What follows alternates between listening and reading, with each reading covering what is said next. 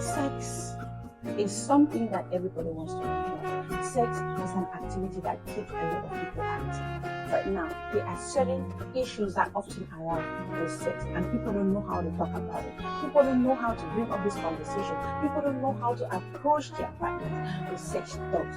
So, this topic is going to be tips on how you can hold a sex talk with your partner. So, my dear people, let's dive into it. Number one, on how you can talk about sex with your partner is schedule a time for it. Yes, my dear people, sex is a very sensitive part, especially when it has to do with two people who have indulged in it many times, and with someone who is just starting it. Maybe you haven't experienced it, so you might not have a lot to say about it. But for those who have done it many times, and maybe you're not getting satisfied, maybe there are certain postures you like, maybe there's certain way you want your partner to handle you, and you don't want to say that in the course of the sex, and you want to say that you want you guys to have that conversation after. So schedule a time which is comfortable for you both to talk about this. The reason because you don't just want to talk about sex at any time, and that person is not going to listen to you or understand where you're coming from. So schedule a time for sex. Schedule a time to talk about it. Number two on the list is sensitive to that person's feelings. For example, if I'm telling my husband about maybe a particular act we do during sex which I do not like, remember, people sometimes they are spontaneous in the act, and somebody might do something because he wants to try something, it just popped up, and I don't like it. I have to, find a very calm and sensitive and less sensitive way to tell my partner that he's not going to feel hurt, or it's not going to be as an insult to his personality. So be sensitive when talking about it. Feel some kind of, know that you're talking to another person or to the person that you're going to indulge in this, and you don't want to throw them off or want to make them feel uncomfortable when next you guys want to indulge in this. So be sensitive to their feelings. Number three, ask questions. The reason why you're asking questions is you want to know why they do the things they are doing. You want to know how comfortable they are doing sex with you or having sex with you. You want to also know what they like and what they don't like when having sex with you. In this way, you're not going to assume certain things. In this case, it's going to clarify you on some thoughts you were having in your mind, because most of us, we have a mind of our own, or everybody has a mind of our own. So when an act is going on, you immediately are thinking certain things, or you are thinking your own things. You have your own things you're thinking in your mind. So the reason why you're asking these questions is to understand the person, for clarity, and to clear the air of your doubts. So ask questions. Now, number 4 on the list is start slowly. Start slowly with the conversation. Don't just jump. Oh, the other day when we're having sex, you nah. You can start by asking, do you enjoy, when we have sex together? Do you like how I treat you in bed? Am I loving you enough when it comes to it? So find a way. Everybody knows their partner. You know how they like when you talk to them. You know how to talk to your partner. So start slowly with this conversation there. You gradually go into the more serious things when it concerns your sex life with your partner. So you start from the less sensitive to the more sensitive, but why staying sensitive to all of it. So you start slowly. Number 5, share your feelings about this. Some people are scared to share their feelings when it comes to their sexual life with their partner. But guess what? You are already indulging in this act with that person. They have already seen you nakedness. They have already seen you, the way God created you. So you cannot be ashamed, or you cannot feel ashamed to talk about your feelings to this person. Talk about your feelings. Express how you feel. Express how they make you feel during sex. It will help them know how to treat you better.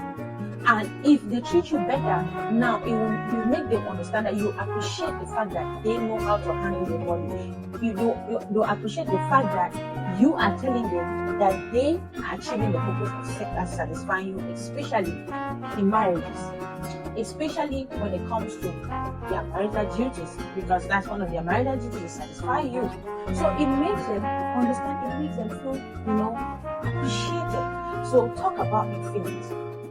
Number 6 on the list, while talking about these things, please don't be judgmental. Don't be judgmental. Some people say you are, or you tell them you don't know how.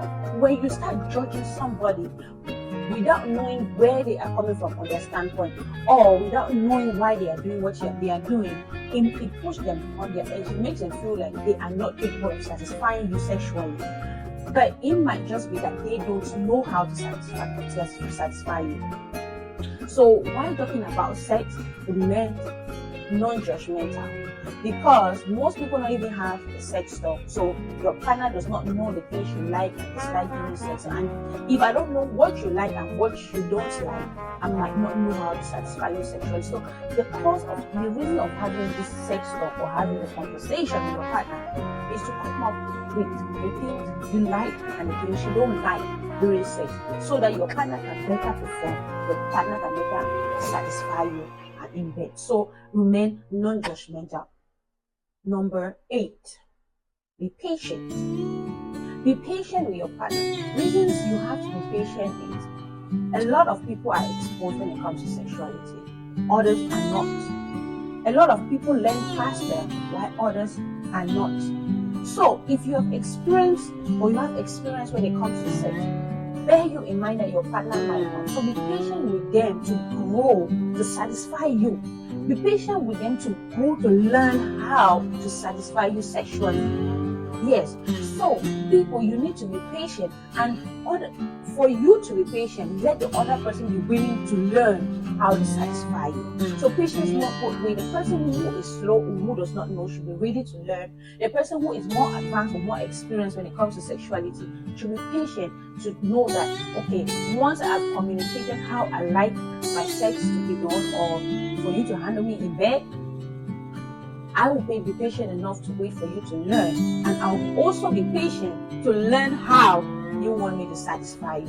I will be patient enough to take it slow with you, because there are different ways people like it. Some people like it fast, some people like it slow, some people like it fast and slow. So be patient to learn all of that, because you and I, we were not born and we did not start having sex at the same time. And the sexual partners you have met before me have taught you different things. So you will have different experience from me. So be patient. Number 8 on the list, when talking with your partner about sex, use the I statement. I want you to do this. I would love for you to do this. This will help your partner know that you are trying to address the issues that are related to you, and they have to address the issues that are related to them.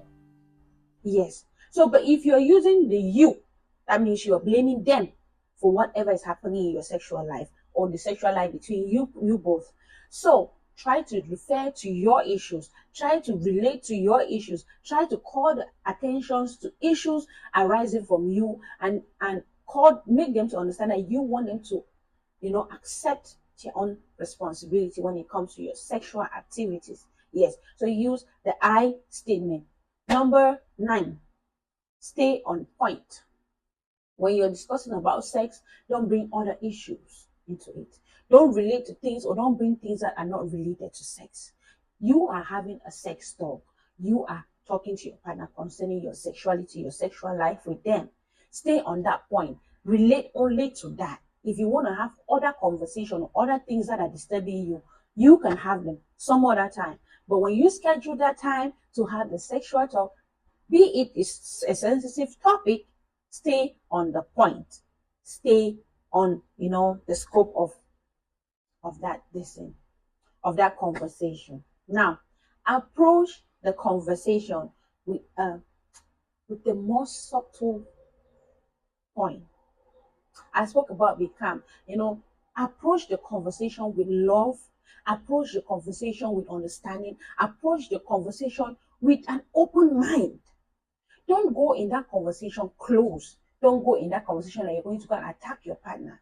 Approach that conversation. Make your partner understand that you are telling them, or you want this conversation to generate from a point of love. You love them so much, you want to keep indulging in this act with them. And that is why you want it to feel better. You want it to improve or to get better when next you guys indulge in it. So go there with an open mind. Don't go there with a closed mind and think that what you say stands and your partner has to take it or leave it.